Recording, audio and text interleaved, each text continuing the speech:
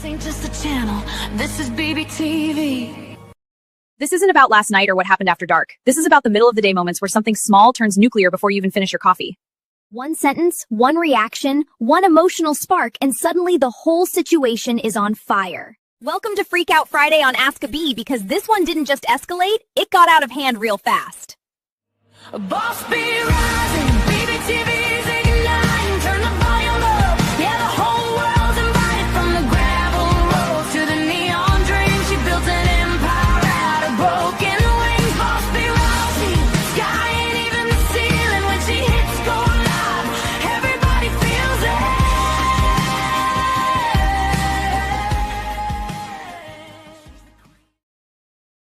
All right. It is Friday. You know what that means. Crazy chaos freak outs. Come on now. Yeah, I'm so not prepared right now. Forgive me. And my light is doing its funky thing again. I'm too bright. Don't wear your sunglasses. There we go. Okay. Now, let's get this started, right? Welcome back to Freak Out Friday, where we take the internet's most unhinged meltdowns, okay, awkward disasters, and boundary-breaking chaos, and we break them down without losing our own sanity. So if you've ever walked into something you can't unsee, had a prank go nuclear, been accused of being dramatic for reacting like a human being, or even found yourself wondering if you are the problem when you're pretty sure you're not, you know what? You're in the right place. Today, we've got biohazard bathroom betrayals, tampon tree level holiday drama, couch-based trauma you can't bleach out of your memory, and a best friend meltdown that hits a little closer to home because, hey, sometimes the freak out isn't funny, it's heavy. And here's what we are here to do. We separate the shock from the disrespect, boundaries from the overreactions, loneliness from manipulation, and genuine mistakes from straight up nonsense. Yeah, freaking out doesn't automatically make you wrong, okay? Reacting doesn't automatically make you toxic. And just because someone says you overreacted doesn't mean you actually did. So grab your snack, brace yourself. Let's get into these stories, because some of these people, they need therapy. Some need a lock on their door, and some just need to stop screaming over sealed cardboard boxes. Oh, yes, it is chaos today. Thank you, Friday. We are here for Friday. All right, let me pull up this first story because we're going crazy today. I promise you, we are. All righty, scoop my booty over. Am I the a-hole for freaking out over my girlfriend's prank? Forgive me, this one's fun. Let's go. Yes, Des. How are you, honey? How are you? All right. So my girlfriend and I have been together around 6 months now. We were sitting on my couch talking when she brings up poop. Yes, I said it. This one is about poop. I'm just going to beat you to it. Yes, this is a literal shitpost, so warning. But anyways, I don't know what brought us to this topic, but it makes me uncomfortable. Well, I wouldn't be talking about it either, I don't think. I'm not one of those people who get grossed out by girls pooping. I just find it gross in general. Amen. I know, right, Des? I found a good one today. Like I do with blood. Okay. So he don't like poop. He don't like blood. That's reasonable. People do that all the time, right? So it's that kind of stuff that puts a disgusting image in my head, and I don't like it. Me either. So I ask her to change the subject. Reasonable. She notices how uncomfortable I am as she teases me about and tries to make it as gross as possible. I excuse myself to go make some snacks as I don't want to hear about her and her pooping habits. Agreed. It was at this time she also got up to go use the bathroom. As I'm making some food in the kitchen, I hear bloody murder coming from the bathroom and spider. I grab my napkin and run to the bathroom, and My girlfriend, pointing to the toilet, she says, "It's under the lid." I open it and it's just her shit.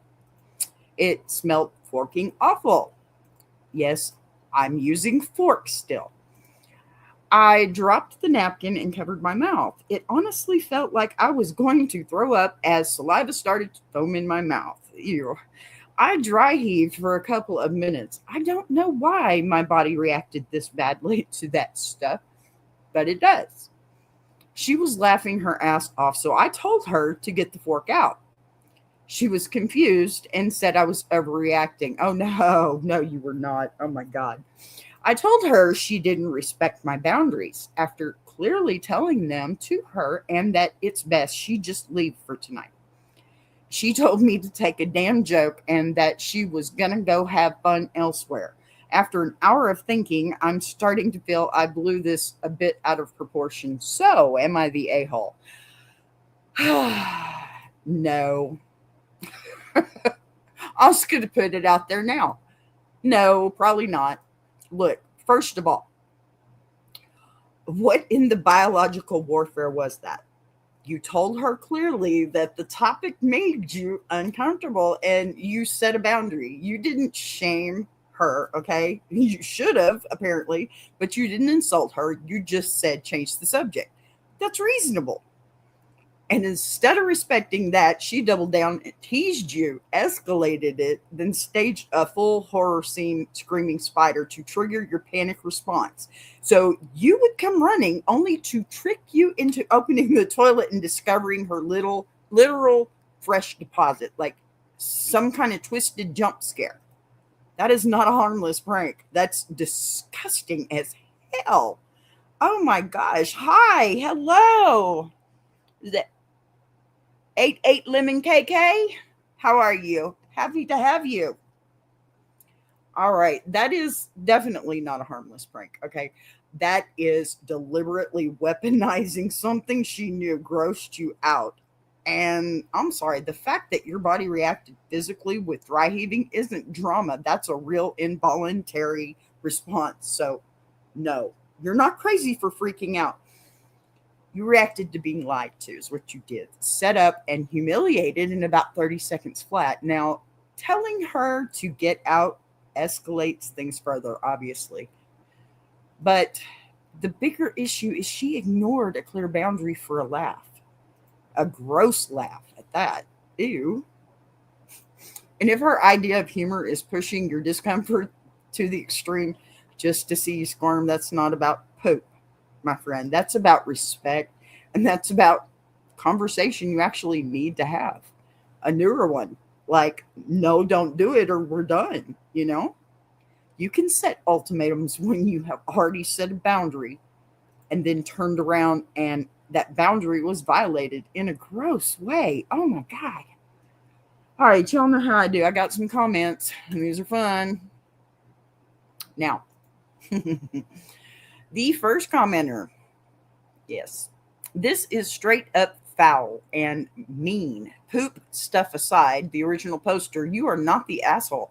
And I would reconsider your relationship since A, your girlfriend doesn't respect your boundaries, and B, she thinks making you sick and upset is funny. And C, she finds nothing wrong with either of these behaviors and doubles down when confronted. I agree wholeheartedly. I don't know what else to say. That framed it pretty good for me, I think. Yeah, this is a particularly touchy subject for me too, the second commenter. I feel ya, original poster. I have a similar aversion. It's the biggest reason I never had kids, honestly. And if my partner ever disrespected or mocked me about that, he would no longer be my partner. Amen. Even when I had intestinal issues and poop was the most talked about subject in our house for a while, my husband was respectful and sensitive to my shit aversion the entire time. Well, hey, you know what? Kudos to your husband, honey, because my family has an issue with their stomachs, okay? I have an aunt that I almost lost to the same disease that I have to be very careful of that I have. It's diverticulitis. It's little pockets in your intestines that you can't eat, seeds and, well, stuff that your body doesn't recycle. Whatever you see in your poop in the morning, that's the stuff I can't eat. Because if it gets in those little pockets, it can cause a really bad infection. And, well, colostomy bags are not a fun thing. And I certainly don't want to end up in that situation. If I have to, okay, sure, whatever. Look, I have a frame around my face. That's funny. I forgot to move it back. Anyway. I feel stupid, but that's okay. Listen, third commenter, not the a-hole. You gave her boundaries and she completely disrespected them. Personally, I would have dumped her right then and there. Amen. The fact that you were mature enough to just ask her to leave for a while makes you even less of an asshole. Agreed. Okay, I totally agree. The comments are not playing with her at all. They're saying this wasn't a silly joke. It was mean, plain and simple, because you set a boundary. And this chick, she bulldozed it for entertainment. That's not cool. And definitely pretty freaking immature, if you ask me. Right, Des? I'm telling you, that's pretty crazy. Sorry about the poop story, y'all. I just thought it was funny. And it kind of is. But multiple people are pointing out that in a healthy relationship, partners respect sensitivities, even when they don't personally understand them. And let me tell you something, too, about understanding. Okay? First and foremost, you don't have to agree. That is the best part about any relationship. You don't have to agree. You can agree to disagree. That's the best way to get through it. But you should at least try and understand that situation. And if you don't try that first, then you have no right agreeing or disagreeing or putting your 2 cents in, as far as I'm concerned. If you can't understand the situation in a knowledgeable way, do the research if you've got to, but don't do it otherwise. If you can't have a educated opinion about it, then you really shouldn't open your mouth, right?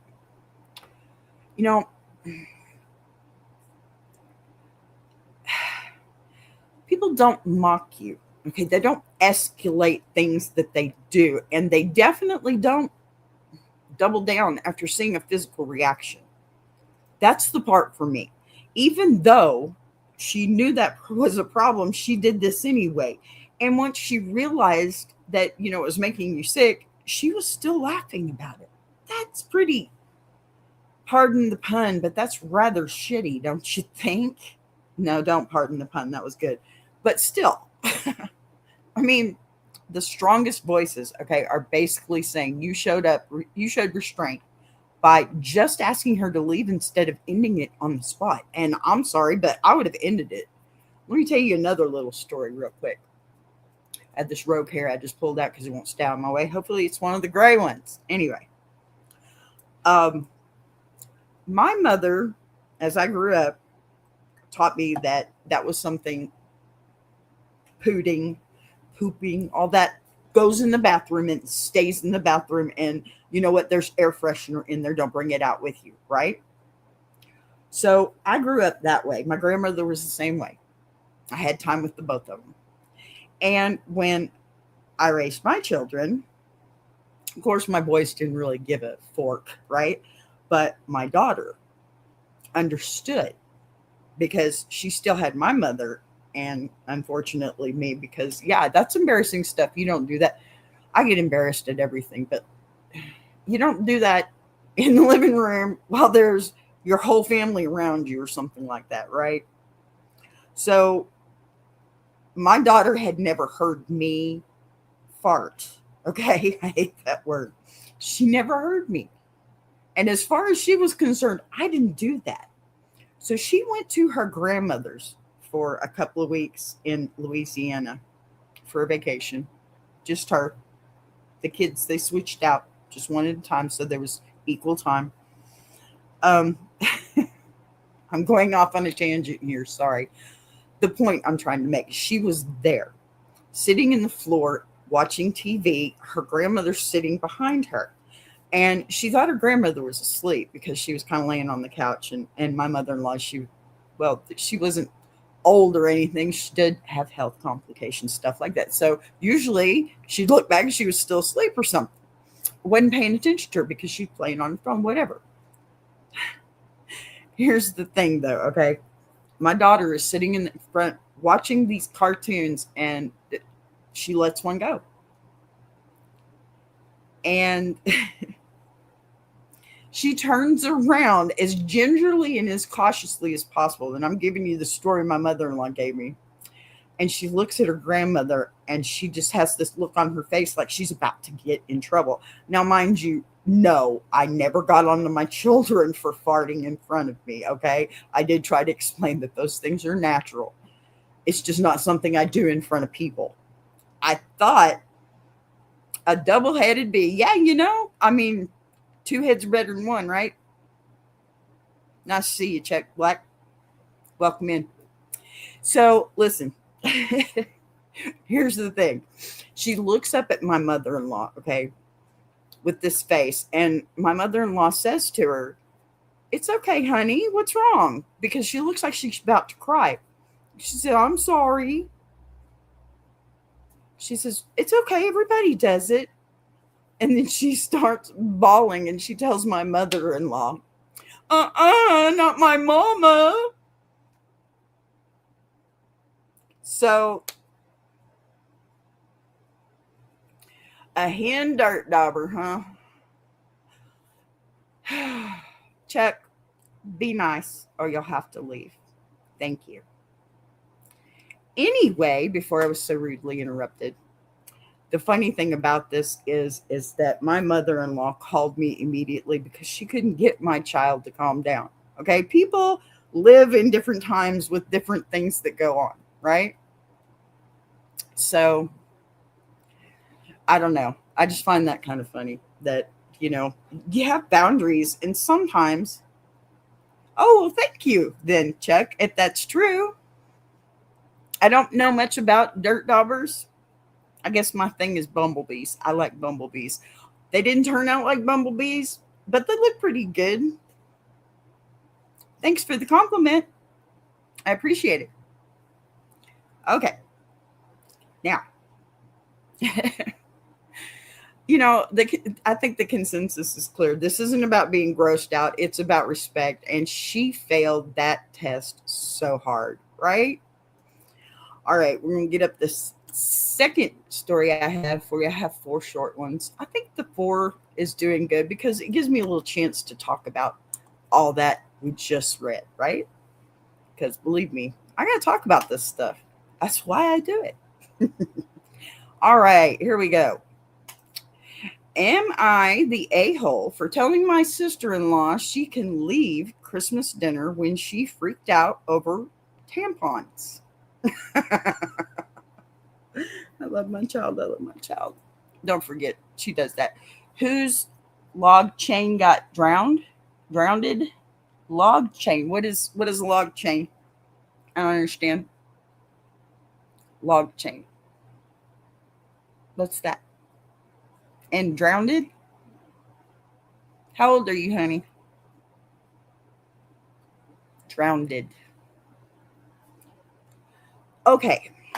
So, she's not my sister-in-law yet, but I used it to make the title simpler. She's my boyfriend's brother's girlfriend, but then you say it anyway. I, female 28, have been with my boyfriend, male 32, Ian, for 3 years. We've decided to host a small early Christmas dinner. One of the people invited was his brother, Jake, male 26. Jake asked if he could bring his girlfriend as she was all alone. They've been together for 3 months and we agreed. The more the merrier. His girlfriend, Nevaeh, female 28, seemed a bit timid but lovely. Oh, okay, you're fine. No worries. 46, cool. That's a good age. Not too old, not too young. I remember that age. That was forever ago. Just kidding. I'm only 54. Alrighty. So Nevaeh brought her 8-year-old son that we didn't know was coming. She seemed lovely right until she went to the bathroom. She came out shrieking. Box of my tampons in her hand, literally gasping for air in between her shrieks. Wow. I could barely understand her. Turns out my box of tampons was visible. Duh, it's within reach. Because, hey, I need it monthly. Why should I hide it and then look for it? The worst thing about a small town, everybody has been with each other's wives. I can't even go in Walmart without getting embarrassed or pissed off.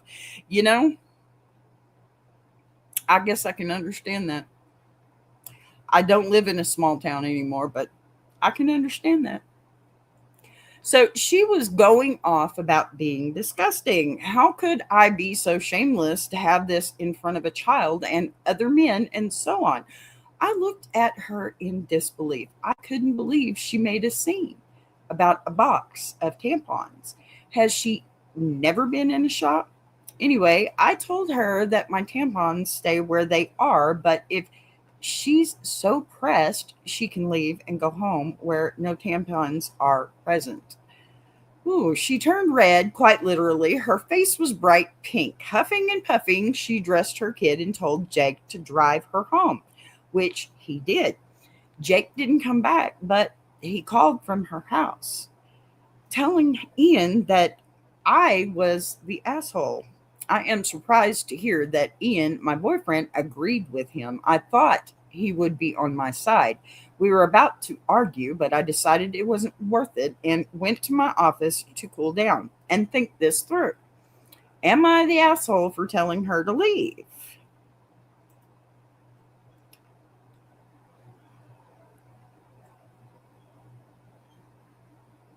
Um, it doesn't matter if she's Muslim or not. This is just a story somebody wrote on Reddit. Anyway, okay. The OP has offered the following explanation for why they might be the asshole. My sister-in-law is freaked out about a box of tampons being on display, and I think I might be an asshole because instead of hiding them, I told her she can leave, embarrassing her. Well, you know, maybe she does, Chuck. Maybe she does. And I mean, that's her prerogative. But maybe she shouldn't be in somebody else's house trying to control stuff, you know? If you don't like it, then I think the polite response would be to just put them in the cabinet for her or find if you really have to. If you really, really have to, put one of the towels over it if it bothers you that much, but it's somebody else's house, okay? First of all, we're not about to shame a grown woman for having tampons in her own bathroom, okay? In her own house, at her own Christmas dinner.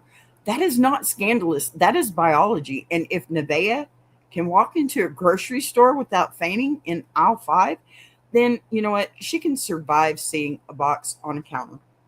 The fact that she came out shrieking in the middle of your dinner, oh, like she discovered a crime scene. It's not like they were used. And then accused you of being shameless for not hiding menstrual products for men and children. It's not about modesty. It's about her projecting her own discomfort onto you. And you know what? You did not insult her. You did not mock her. You simply said the tampons stay, and if she was uncomfortable, she could leave. You didn't say leave. You told her she could leave. That's a boundary, and it's a difference. It's not an attack. Now, could that have been embarrassing? Sure. But wasn't her screeching like that? I think she was embarrassing herself. You know, the second that she made a public spectacle over a sealed cardboard box, and the bigger issue here is it's not even her reaction. It's that your boyfriend agreed with Jake instead of backing you up in your own home. Yeah. Because if a basic hygiene product causes that much drama in your bathroom, the problem isn't the tampons, it's the mindset. You know that's true. So, comments, of course, you know how I do. First comment: when I had my hysterectomy, there were so many posts in the support groups about what to do with the leftover tampons. I'm sorry, when you have a hysterectomy, you don't use tampons. That's the no-no. Hello, Odin. I was wondering about you. How you doing? I hadn't seen you in a while. The only thing depressing about knowing the future and how the world ends is that absolutely nobody cares beyond their love for idiocracy.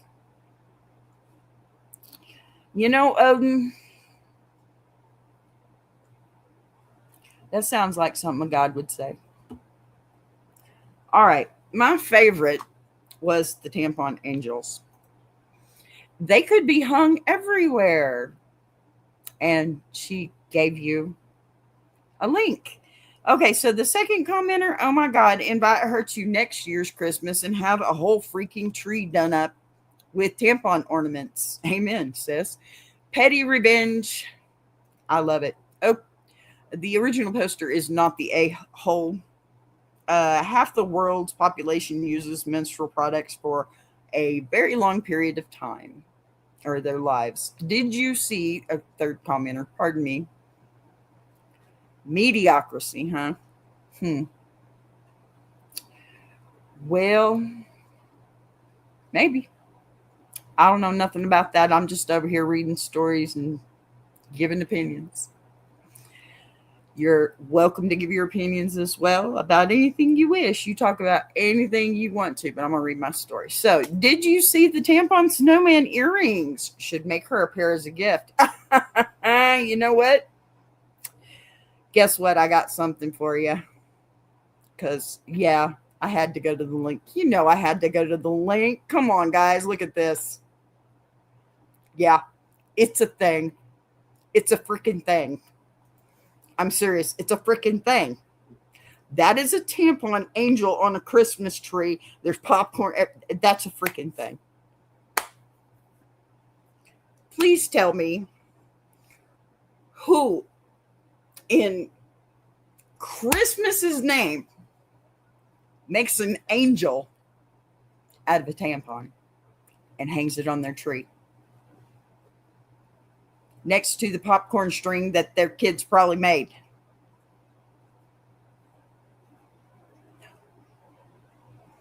No, thank you. Drive through. Oh my God. Look, the comments are absolutely feral in the best way, but because instead of hiding tampons, they're saying decorate with them, make tampon angels, build a whole Christmas tree of menstrual ornaments. I said menstrual ornaments, yes. Hand out snowman earrings, sure, as a party favor. And the energy is basically, if she thinks a sealed box is scandalous, wait until she sees arts and crafts season. Oh, wow. You know, I may have to do that. Oh, underneath the humor, okay, the message is clear. Half of the population uses menstrual products for decades, and acting like they're a contraband is outdated nonsense. So the internet has officially voted you're not the villain, not the asshole, and is now recommending festive petty revenge with a hot glue gun. I mean, you can't get any better than that, right? That was a good one. Man. Okay, you guys, little bitty break. I shall return.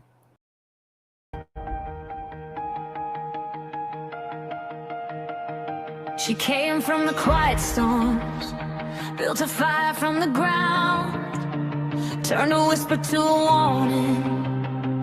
Now her voice shakes the town. Every setback was a lesson. Every doubt became a key, unlocking something bigger. That's the rise of Boss B. When the lights go low, her vision hits high. She built a whole damn network off a promise and a try. Every sunrise channel. This is BBTV.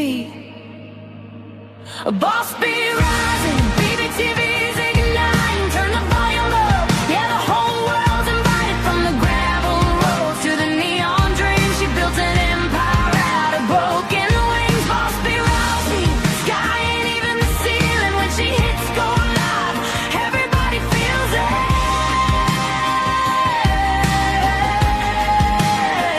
She's the queen of the comeback, the storm in the stream, crafting stories out of heartbeats, making visions out of dreams.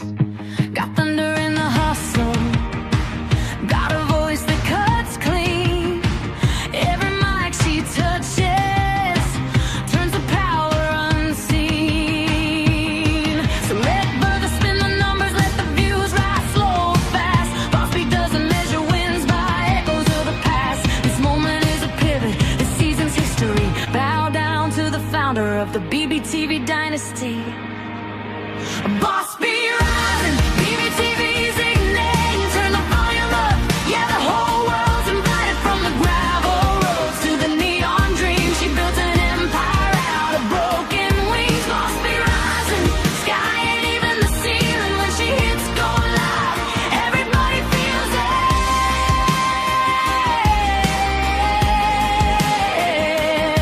She's got fire in the head, it's got truth in the frame. Got a heart that won't retire and a gift you can't name. Every loop, every letter, every dream she sets free. It's a love note to the world sign.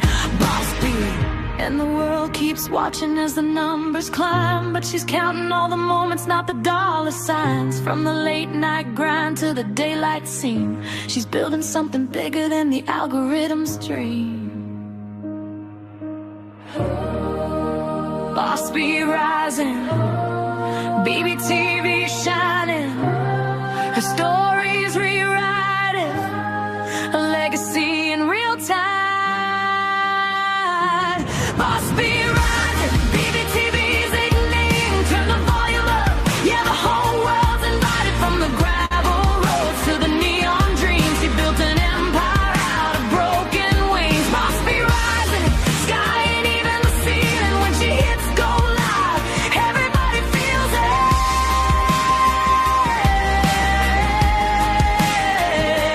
BBTV, where the stories breathe. BBTV, where the dreamers believe. Boss be rising, watch her take her place. This is BBTV, this is her grace.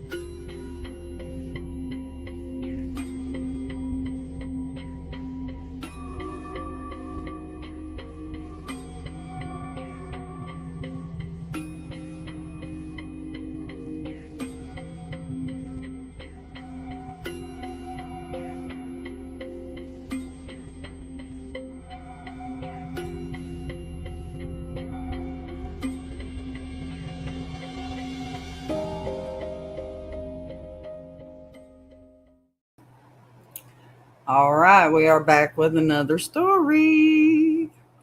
Check all your responses. I swear I've known you in another life. Anyway, back to it. Got you another story. This one's fun too. I mean, because that's what I do here. Trolls or no trolls, I intend to be B. All right, here we go. Am I the a-hole for freaking the hell out when I saw my parents doing it? Yes. Yes, this is an age-old story. We know it's true. It sucks when you see them. It really does. And I don't mean seeing them. Never mind. Okay, I told my mom that I would hit the gym straight from school, but I got really hungry and decided to come home and eat and then go to the gym. When I came home 3 hours later or earlier than planned, I walked in on my parents doing it. They had a blanket, but it was really awkward. I just shouted, "What the hell, mom and dad?" My mom responded with, "Oh, I'm sorry, sweetie. Go to your room and I will come soon."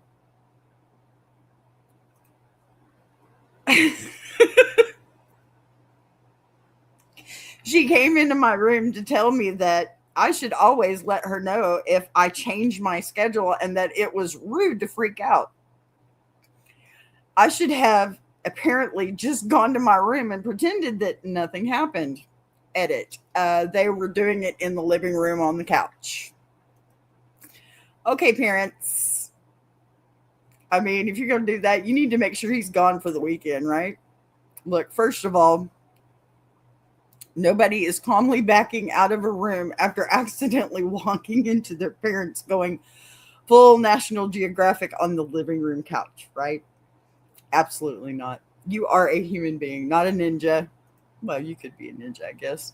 You came home early, okay? You were hungry. You did not expect to walk into a surprise adult documentary in the common area of your own house. And yelling, "What the hell," is a reflex, not a calculated attack, right? Now, could you have quietly retreated? Sure. In theory, but that's hindsight wisdom in real time. Your brain short circuited. Mine would have too. Been there, done that. I think everybody's had that moment, okay? Where they walked in on anybody, and parents is 10 times worse. We know that, right? And here's the part that matters. Yes, it's their house, and yes, adults are allowed to have relations. But the living room couch in broad daylight when your kid has access to the home is a bold choice. That's all I'm going to say about that. So, no, you are not some disrespectful monster for reacting in shock. And the idea that you were supposed to just silently moonwalk away like you didn't just witness a core memory event is unrealistic. This is mutual awkwardness, not a crime. Okay, it's not a crime scene. And everyone needs to calm down and maybe lock a door next time. Or, just go to your room. People, be adventurous, but do it when your children are more preoccupied than just the gym. While they're in school is a better option, because I mean, they're not going to come home without you knowing it. This is messed up, y'all, but I love it. Okay, so here's some comments. Yeah, first commenter, "You're the asshole. Oh, brother, not this tired story again." See, it happens to everybody. Info, "How the hell do you think you got here?" That's a good, good comment. It's true, right? Third commenter, "You're the asshole for making a scene, I guess." She's right, though. That's their roof, and they were banging long before you came along. Bold and beautiful here. This Freak Out Friday, y'all. Fourth commenter, "Info, did she come soon?" I love my child. I love my child. I let my child do these for me, right? Okay. Yeah, we're about to have a long boundary talk when I get out of here. Let me tell you. Look, the comments are basically split between eye rolling and biology lessons because one person is tired of the walked in on my parents storyline, which I get. Like I said, we've all done this. Another is reminding you that you exist because of this exact activity. Someone else says you made it dramatic, but also points out it's their house. And they've been doing adult things long before you showed up. And then, of course, there's the one chaotic commenter asking the real question about whether your mom actually came soon. So, yeah, I'm going to giggle. Okay. Get over it. So overall, the internet isn't horrified. They're mostly amused and gently reminding you that awkward does not equal injustice. Okay. I think this one's a little bit more serious. I hope it's a little more serious. Oh my God, I'm going to kill my child. Not literally. And pardon me, YouTube, for saying that word. I'm going to unalive her sense of humor. That's what I'm going to do. I'm going to feed her. Listen, this ain't cool. She knew this would embarrass me, and that's okay too. Because I guess I need to not be embarrassed if I'm going to talk about this kind of stuff, right? All right, here's the next one. Final one. Good Lord. Am I the a-hole because I caused my friend to freak out on her daughter? Okay, this sounds a little bit less personal. Poop and tampons and relations. Oh my. All right, my 50-year-old female, she's the 50-year-old female best friend who is 60 female, had a kidney transplant a few years ago and suffers with bouts of ill health.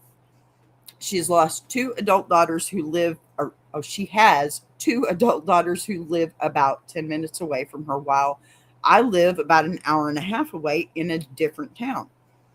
Yesterday morning, I get a call from my friend freaking out, crying, and telling me repeatedly, I hate you, because she is not feeling well and she's upset that I moved away. She says she is sick and lonely, and of course, I tried to talk her off the ledge. How can I help? Do you need money? Do you want me to drive down? She says she doesn't want anything. She's just feeling sorry for herself. I love my bestie, but she can be stubborn AF as fork when she's in a mood, and literally nothing I suggested would appease her. After shutting down every suggestion I made, we got on the topic of her daughters and their lack of support for their mom. I said something to the effect of, as your friend, it really pisses me off that your girls don't ever visit you or check up on you when you were sick, when you live so close and I am so far. Yeah, same, honey. So I said I worry about you and especially your mental health during COVID. I'm your bestie. I'm allowed to be mad for you. I never said confront them or call them, just that I am angry in her behalf. She calms down. We hang up. Maybe an hour later, I get a screaming demon phone call from her. I did what you said, confronted my daughter, and now I don't have a daughter. I hope you're happy. Wow. I am in shock, totally confused. So I said, I never told you to confront anyone. And if you are calling me to scream at me for trying to help you, then I am hanging up. Click. She hangs up on me. Here's where I might be the asshole. A little later on, she sent me an I'm sorry, but text. I was still pretty angry, and the text was basically blaming me for her fight with her daughter, and she needs a few days. I shot back a text saying, you call me screaming, you hate me because I moved. Literally, nothing I say will appease you. Did I say phone and freak out on your kids? All I did was try and support you, yet somehow I am the asshole here. Time to examine yourself in this situation because I didn't do anything wrong.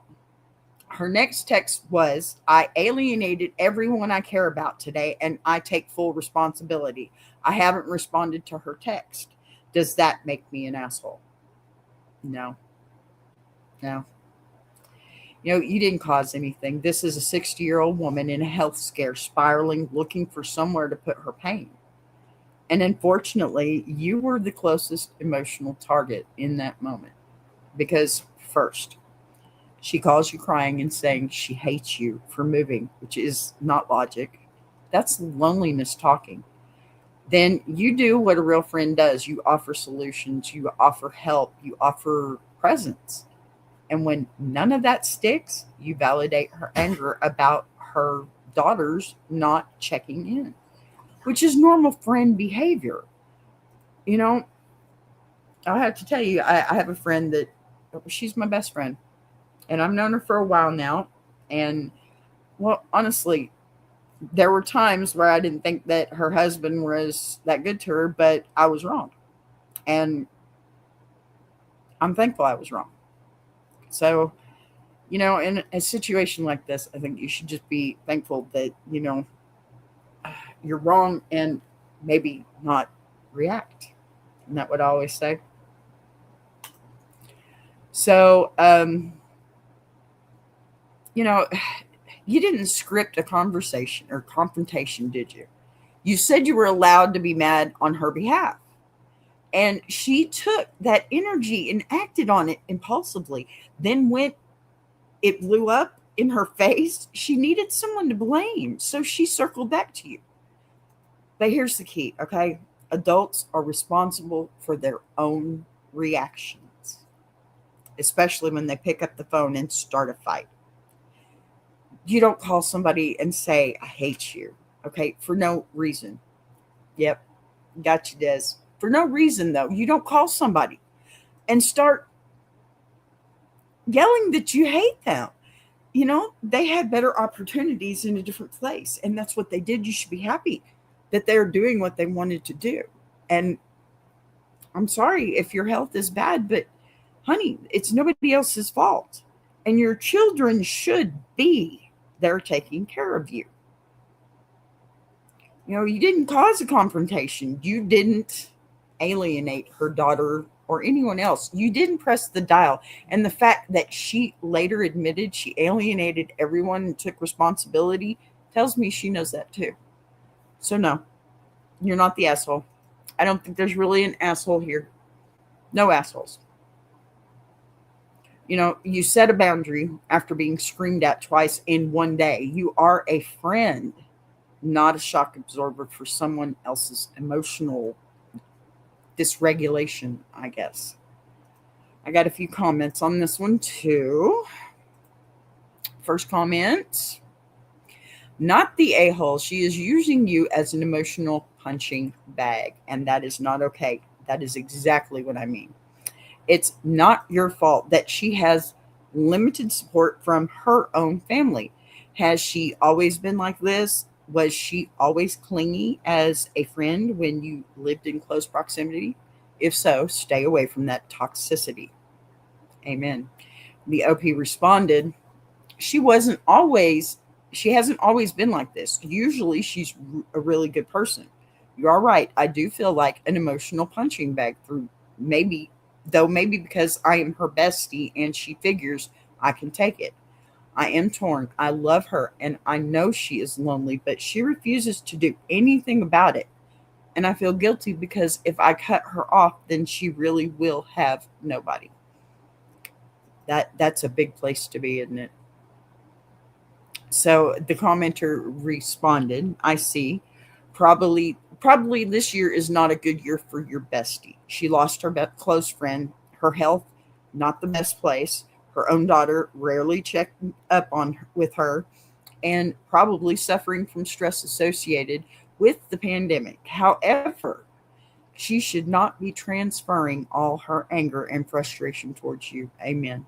That is the point right there. If you want to approach this situation from a caring perspective and continue to support your bestie, then it's probably best for everyone that you establish firm boundaries. Although she considered your suggestion, it was not your fault that it didn't work out. I agree. Notify her that she cannot be blaming you for any suggestion she takes from you. There you go. Okay, the original poster responds, thank you for some great advice. It hasn't been a good year for her, and she is really lonely. I agree 100%. I need to establish firmer boundaries and let her know that I will still be her friend, but the toxic behavior needs to stop. Amen to that. That's so true. You can love her, understand her loneliness, and still refuse to be her emotional punching bag. Be her bestie. That doesn't mean absorbing misplaced anger, okay? When she's spiraling, illness, stress, and isolation, explain why she's overwhelmed. but they don't make it okay to scream at you or blame you for her choices. The move here isn't cutting her off out of guilt or fear. Okay. It's setting a firm boundary like, I love you, but I won't stay on the phone if I'm being yelled at. And I'm not responsible for what you decide to do after we talk. That protects the friendship instead of slowly poisoning it. And that's what's happening. Okay. Another conversation here. Second commenter. I am going with not the a-hole here. Learning how to be chronically disabled is hard. Learning during a pandemic when healthcare is scarce, you are super susceptible, um, immunocompromised, and you are essentially totally isolated from your sports. It sucks 100% worse. What she needs from you is to be her sounding board. She needs someone who is okay with her yelling and raging about frigging unfair at all this is. She doesn't need advice. All the woo-woos telling her to heal herself with green tea and yoga. Pro tip, volunteer as her hitman for these idiots. However, I like that. I like that a lot. Remind her you can only do this if you maintain your own mental health. So set a timer on the venting. 5 to 10 minutes, let it out and move on. Better for both of you. And make sure you are just listening, no attacking.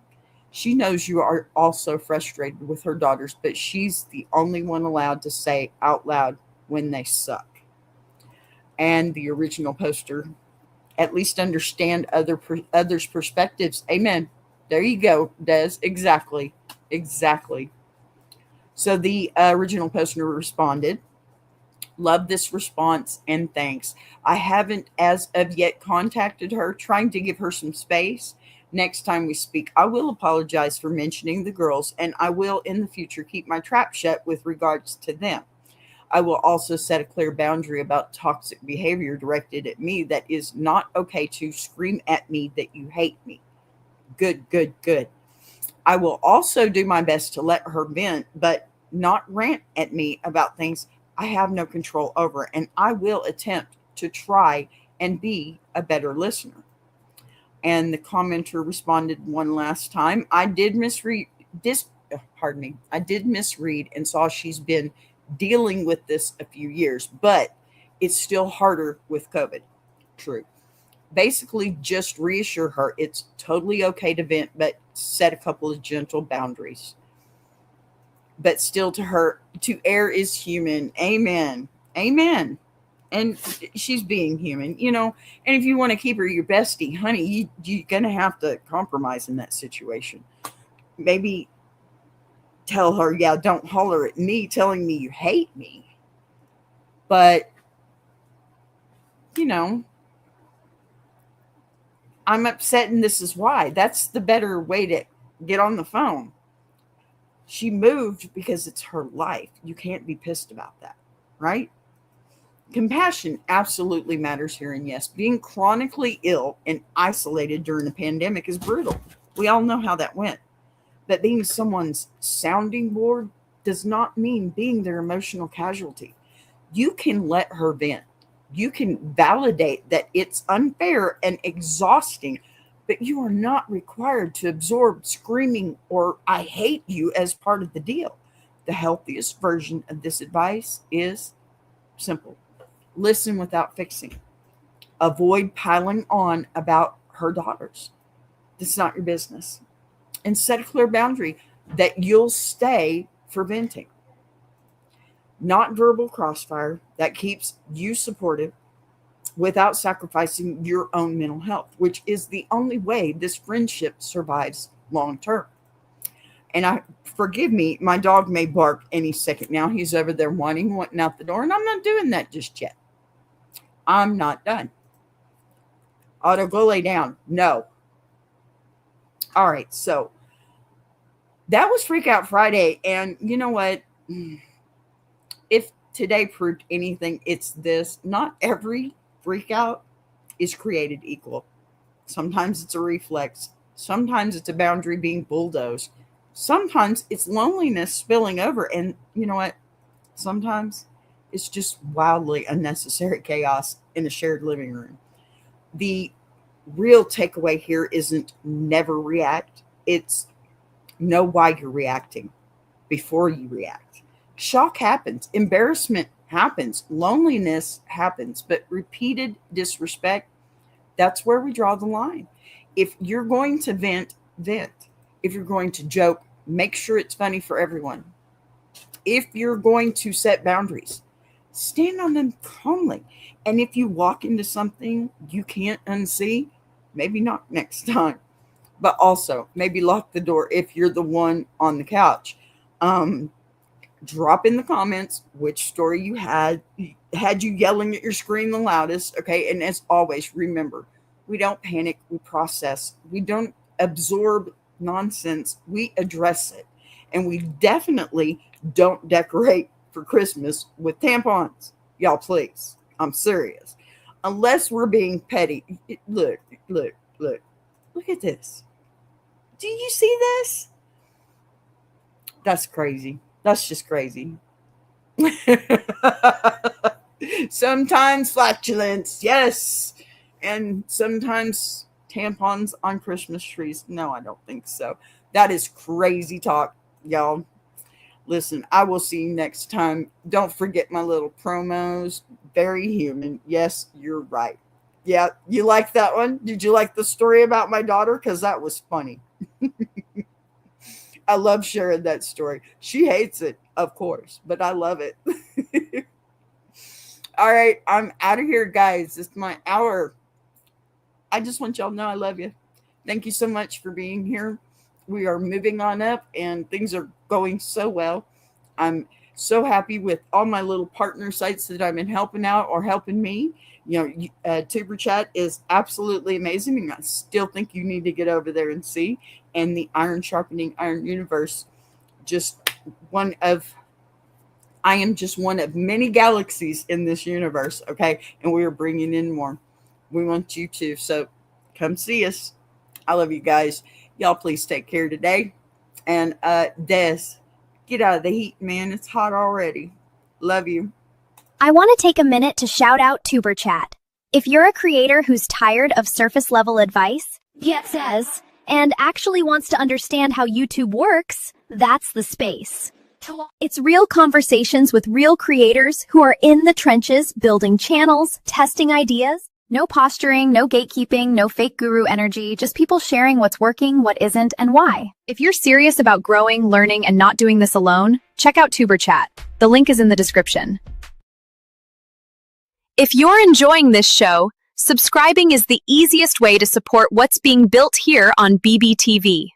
You'll see the join button right next to subscribe. No pressure, no expectations, just an option for people who want to support the channel in a real way. We're live every day at 3 p.m. Central now. And don't worry, we didn't change the heat, just the clock. And if you've got a story you want to share, send it in. Anonymous is always fine. A boss be rising.